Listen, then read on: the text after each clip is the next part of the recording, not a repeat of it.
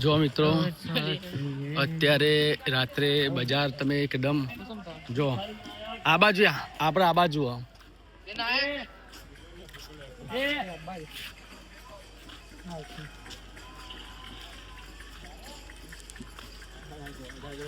એ બાદ થઈને જવાશે એ બાદ થઈને જો મિત્રો શંકરાચાર્ય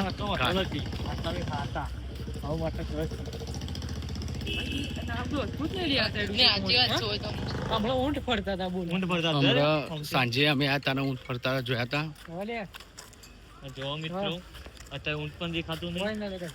અત્યારે બધા પાણી થઈ જાય તમને બતાવ્યું હતું ને વિડીયોમાં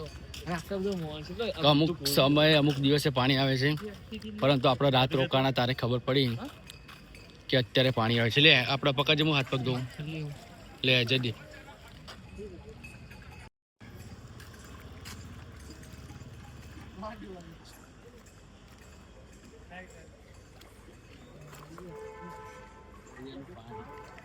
નીચે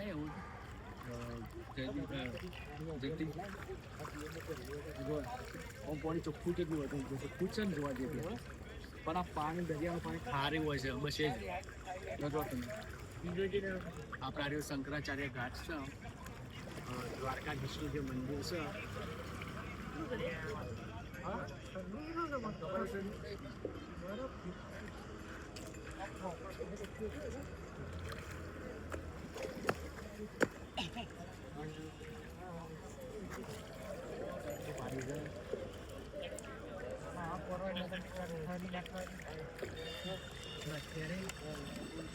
દિવસે પગ મંદિરમાં દર્શન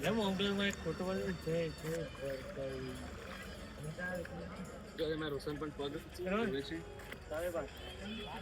આ જો મંદિર દ્વારકાધીશનું મંદિર ઝૂમ કરો દ્વારકાધીશના દર્શન થાય તો પણ દ્વારકાધીશના દર્શન થઈ ગયા એવું મનાય છે તો કોમેન્ટમાં જય દ્વારકાધીશ ના લખવાનું ભૂલતા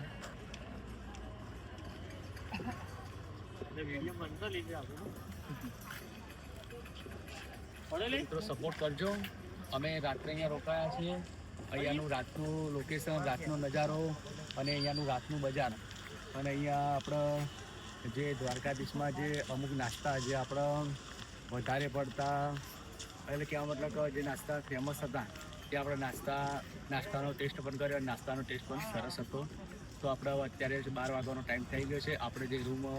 રાખી છે હોટલમાં એ હવે ત્યાં બાદ જવાનું છે પરંતુ કાર્તિકના હાર્દિક બંને હજુ ફર કરે છે અને આ બે મિત્રો તમે આપણા કિનારે ઊભા છે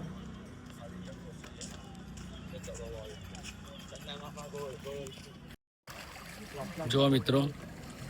આપણે તમે લોકેશન જુઓ કે રાત્રે આ રીતના નજારો હોય છે પાણીનો દરિયાઈ પાણીનો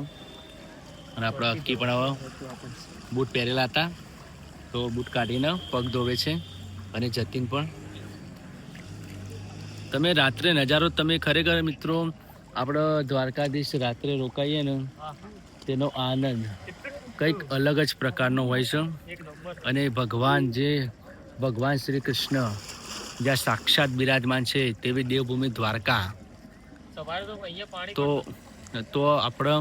ત્યાં ભગવાનના હુકમથી આપણે અહીંયા આવ્યા અને ભગવાનના દર્શન કરીએ અને ભગવાનના હુકમથી જે બધું શક્ય થાય જે થાય બધું ભગવાનના હુકમથી જ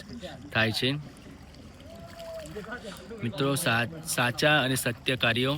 કરતા રહેવા જોઈએ અને આપણે કોઈકનું સારું કરશું તો ઉપરવાળો આપણું જરૂર સારું કરશે તો બોલો જય દ્વારકાધીશ તો બંને કરો લે એ સરકારી